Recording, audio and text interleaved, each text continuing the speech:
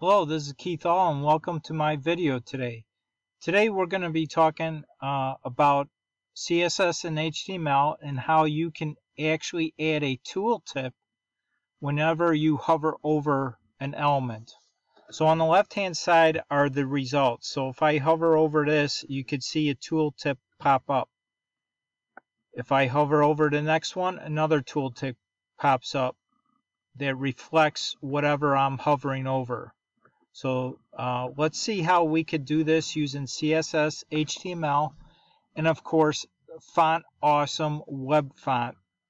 The Font Awesome web font, if you go to fontawesome.com, you could go there and find all the icons and the actual CSS file that you can pull into your own document.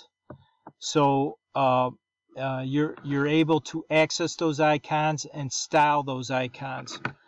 So this is where the Facebook icon and Twitter icon come from. It comes from this CSS file, which is pointing to bootstrapcdn.com.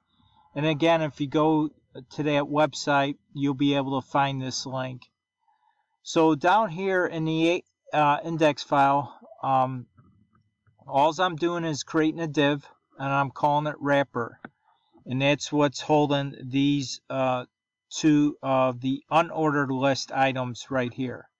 So I created an unordered list, and it's holding these two icons. So the list item tag is going to have an attribute. And whenever you prefix something with data hyphen, you can access this in your CSS file. So you'll see that in a second. But basically, in my CSS file, the Style CSS file, I'm actually accessing this value tooltip. And the value of this is going to be Facebook or Twitter. And this is where you see Twitter pop up on your tooltip or Facebook. So that's where that's coming from. The I tag over here is I'm referencing within that the Font Awesome web font. And basically these are different classes within this CSS file up here. And I'm just using that in my own Style CSS file to style it. So the FA-3X is basically going to this CSS file here that is linked to fontawesome.com. And basically I'm gonna -3x means I'm gonna increase the size of this icon. So you could go from 2x to 10x on that. So let's now go into the Style CSS file. Let's see how we're doing this. I'm just using the asterisk, which is the default for the entire web page. I'm setting the margin to 0 and padding to 0. The body tag, basically all I'm doing is I'm creating a background color of black, which is what you see here. And initially the color of the text is going to be set to white. Now, of course, later on I style it differently here. So let's go down here. Let's scroll down. Now the wrapper class, basically all I'm doing here is I'm placing the wrapper class div in the center of the browser. So basically this is what this code is doing. So it's going from the top and goes down 50% and goes from the left and goes over 50%. And then transform translate just makes a minor adjustment to that positioning on the web page. Now the unordered list, now we're going to style that. So basically list-style property, I'm going to set to none. Now, if you know anything about unordered list, whenever you use that, it automatically puts a bullet point in front of that list item. So this none value removes that bullet point. And all I'm doing is I'm changing the width of this element to be 600 pixels wide. So now we're going to style the list item tag underneath the unordered list tag. So basically what I'm doing is I'm creating a height and width of the list item element to be 70 pixels. And float left means that instead of all the list items going down vertically, I'm going to float it left. So basically it moves. If I had more than 2 list items here, they would all appear horizontally over here on the web page. The background color of this I'm setting to white. So that's why you see white here. And the border radius I'm setting to 50%. In other words, I'm taking this list item element, instead of it being a square, it's going to be all round 50%. So that's what the border radius does. In the margin, 0 and 25 pixels. In other words, the margin that appears between these 2 list items, I'm setting so they be more spaced out. And the cursor property, I'm setting to pointer. So whenever I hover over something, it's going to turn to a pointer. As you can see, my cursor is now hand pointing. So when you take it away, it takes it away. When I hover over something, it turns into a pointer. So let's scroll down here just a bit. Now I'm styling the FA class from here. So this is the FA class right here, and I'm styling, and I'll be styling the actual icon. So the FA class, again, what it's doing is I'm positioning the icon in the middle of the space that's provided for that particular element.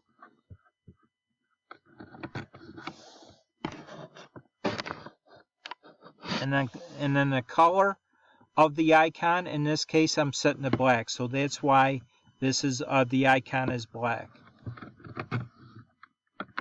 Okay, now we're gonna get into something more sophisticated, which is the before and after studio event. So basically what this is doing is basically initially, before it renders the entire web page, we're going to be taking the content that's within the list item tag, and we're going to be styling that. So this is where this data-tooltip comes from.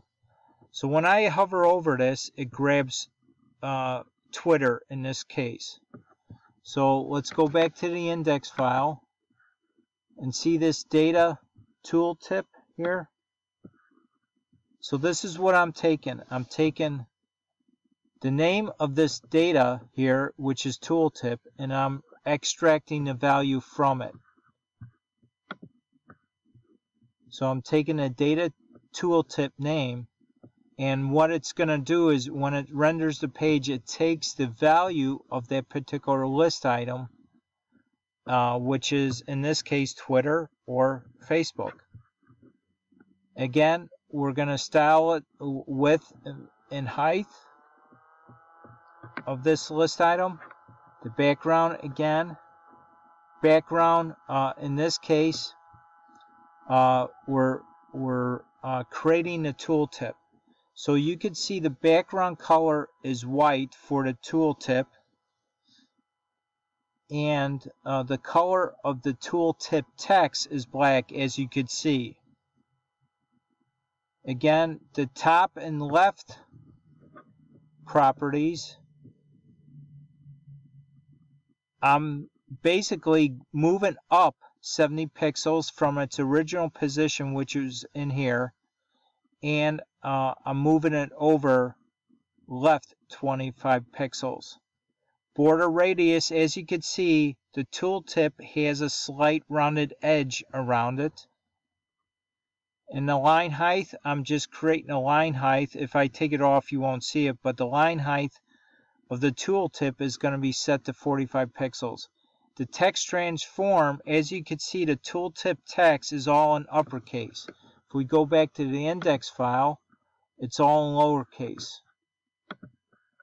So this is where text transform, it takes whatever the initial value of it and it creates an uppercase lettering for it, as you can see here. And then of course it centers it with the text align property. The font weight is 900, so that's why it's bigger in the tooltip. The opacity originally is set to 0. Now what that means is when I load the page, the tooltip doesn't appear because of the fact that the opacity is set to 0. But as we see down below, when we do a hover, we're going to set the opacity of this tooltip to be 1. If I scroll down again, the tooltip, now to create this angle or pointing thing underneath the tooltip is done with the pseudo event afterwards. So the content is initially set to 0.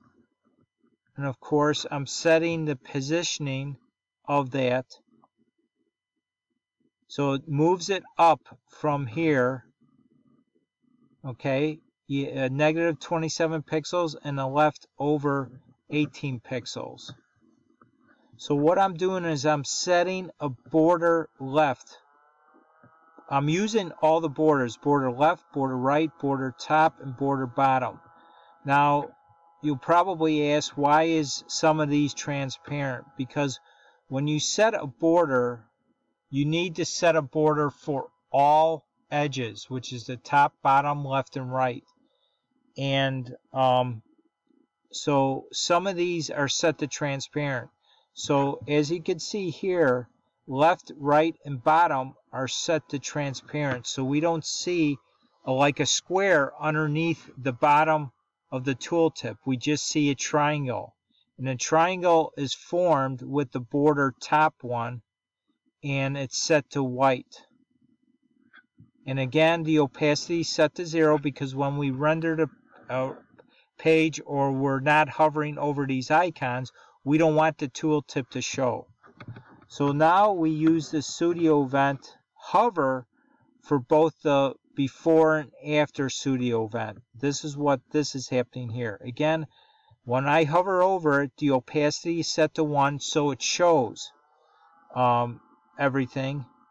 And of course, there's a transition property. It basically, instead of it directly popping out at you, it's a slow transition of it getting displayed. So that's how one way you could create a tooltip in HTML and CSS. Hopefully this tutorial was helpful and it gave you some ideas for your current and future HTML and CSS projects. I want to thank you for stopping by today. I want you to have a good day, and remember always, whenever you come to my YouTube channel, after viewing it, please like, share, and comment. And also subscribe to my channel if you haven't done so already. And if you are subscribed, click on that bell notification so you always get updated when I have a new video ready. Thanks again for supporting my channel. I appreciate you, and have a great day. And I'll see you on the next video. Bye now.